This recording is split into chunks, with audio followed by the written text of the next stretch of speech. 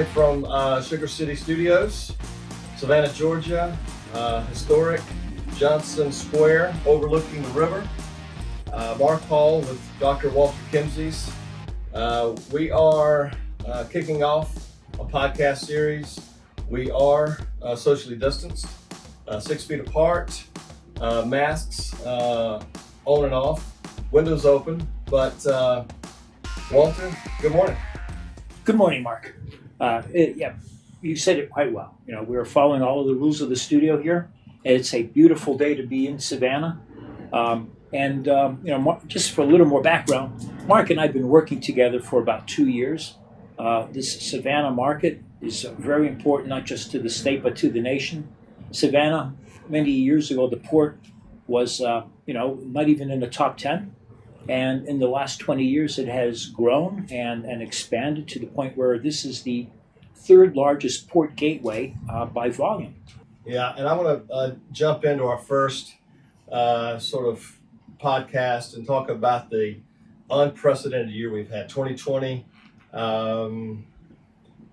Biggest drop in GDP, I guess, in history back in March and April.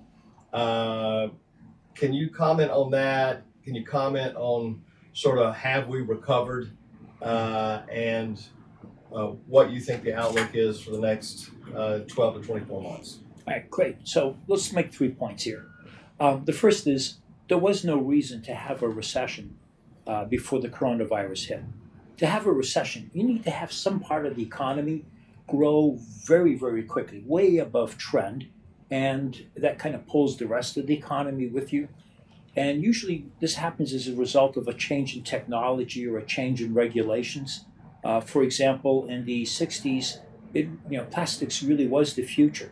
Plastics drove a huge change, not only in electronics, but in automobile parts and other segments of the economy. So it was a growth sector. We also had color televisions, transistors. It was an interesting decade, and everybody invested in it to the point where it was overinvested.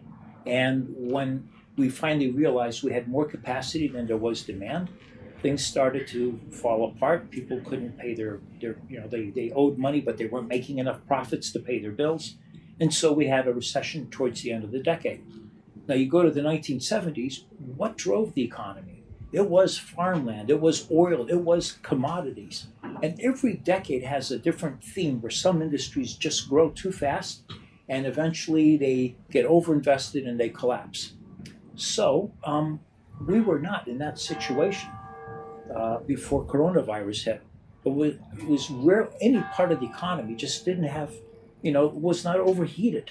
So it was a unique thing. So that's the first point to make is once we get the coronavirus out, since we don't have pockets of excess capacity, we should return back to where we were. So would we call this a recession? And I'd say no. I mean, this was a shock wave. We saw a similar decline in economic activity and GDP during the Great Depression, but it took a much longer period of time.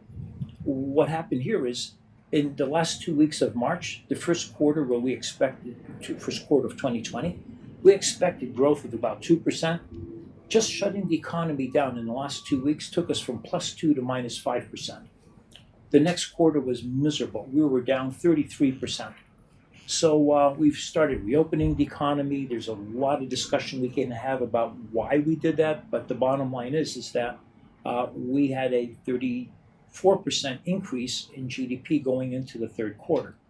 But 34% is bigger than 33, but you're starting at a much lower base. So we're not yet back to where we were.